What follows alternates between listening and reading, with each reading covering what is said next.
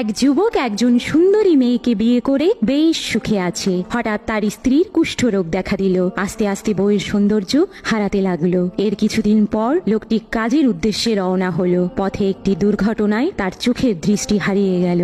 অপরদিকে লোকটি অন্ধ থাকায় তার বউয়ের চেহারার এমন অবনতি দেখতে পেত না। তাই তাদের সম্পর্কে ভালোবাসা আগের মতোই সীমাহীন ছিল। একদিন তার স্ত্রী মারা গেল। এতে লোকটি ভীষণ ভেঙে পড়ল। লোকটি স্ত্রীকে দাফন করে সিদ্ধান্ত নিল এই গ্রামে সে আর থাকবে না। হঠাৎ পথে এক প্রতিবেশী ডেকে বলল, আপনি তো অন্ধ, এতদিন তো আপনার স্ত্রী আপনাকে সাহায্য করত, এখন আপনি একা কিভাবে চলবেন? উত্তরে লোকটি বলল, আমি অন্ধ নই, আমি অন্ধ হওয়ার অভিনয় করেছিলাম। কারণ আমার স্ত্রী যদি জানতো আমি তার বিকৃত চেহারা দেখতে পাচ্ছি, তাহলে এটা তার রোগের চেয়েও তাকে বেশি কষ্ট দিত। আমি তার সৌন্দর্যকে ভালোবাসিনি, আমি তার মনের গভীরের ভালোবাসাকে ভালোবেসেছি। শুধুমাত্র তাকেই খুশি রাখতে আমি অন্ধ হওয়ার ভান করেছিলাম।